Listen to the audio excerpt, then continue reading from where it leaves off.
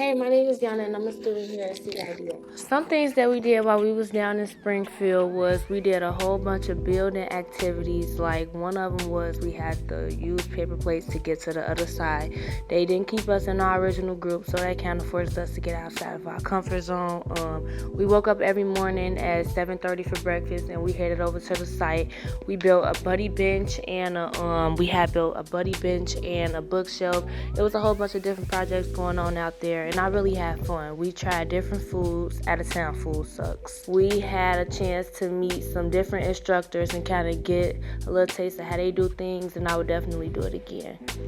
For me personally, meeting some of the senators was a little bit intimidating until I actually got in front of them and I got a chance to really introduce myself in front of them. They were very polite. The security was really high in there, but I got a chance to see what it's like to kind of politic, but not really. Hey, my name is Yana. Thanks for watching.